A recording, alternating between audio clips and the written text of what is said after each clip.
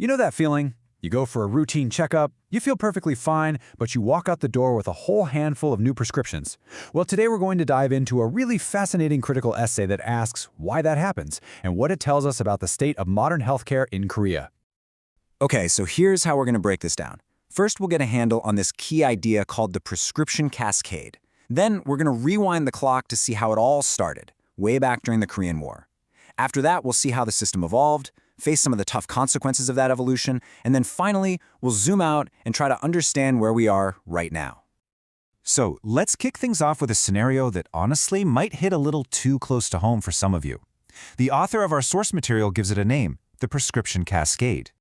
So what exactly is this prescription cascade? Well, picture this. A totally healthy person goes in for a checkup. Their lab results come back just a tiny bit outside of the so-called standard range. And that one little thing triggers a literal waterfall of medications. All of a sudden, that one checkup is turned into a daily regimen of taking 5, 6, maybe even more pills. And here's the typical path it takes. It all starts so innocently, right? A regular screening. But then that leads to a diagnosis, maybe high blood pressure or cholesterol. And that leads to a whole cocktail of drugs. And get this, often, some of those pills are just there to manage the side effects of the other pills. And just like that, before you even know it, taking a handful of pills every single day becomes your new normal. So you gotta ask, right? How in the world did we get here? Well, the author of this piece says that to understand today, we have to rewind, way back, to a moment that literally forged the DNA of Korea's entire medical system. Think about it. Korea's modern medicine wasn't born in a peaceful lab. It was forged in the fire of the Korean War. And in a war, medicine has one job and one job only: save wounded soldiers, period.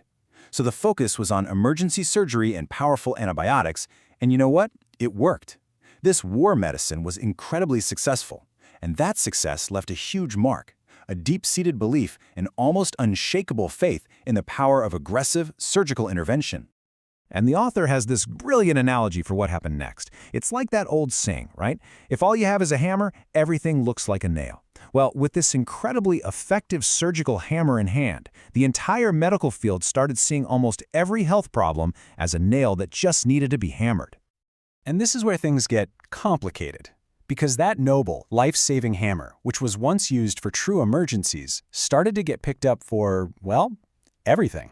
And that's when its purpose began to shift in a really big way. Which leads us to the absolute heart of this whole critique. The author poses this really challenging question. Did medicine get so good at the technical part, at winning the battle against death, at extending a life by just one more second, that it completely forgot about the actual art of healing? Did it, somewhere along the way, start chasing profits instead of patient well-being?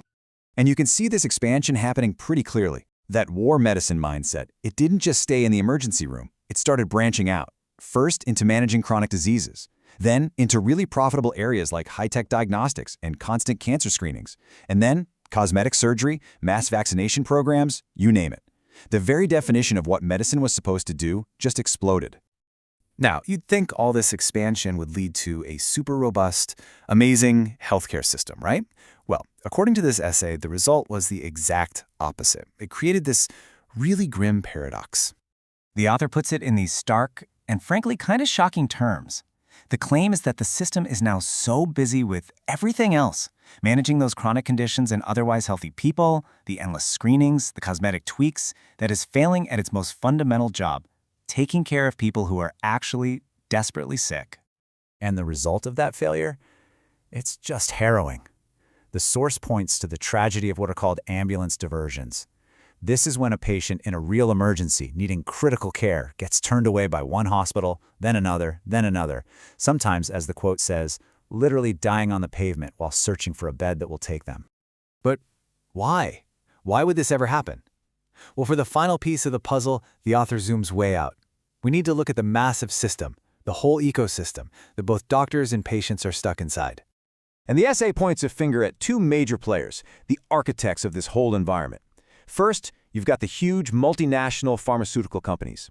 And second, these giant, lumbering dinosaur hospital systems, the massive institutions that just dominate the entire healthcare landscape. And the argument is, inside this massive structure, individual choice just evaporates. The author uses some really strong language here. describing doctors as becoming henchmen who are just following the system's logic, and patients as prisoners who are trapped by it.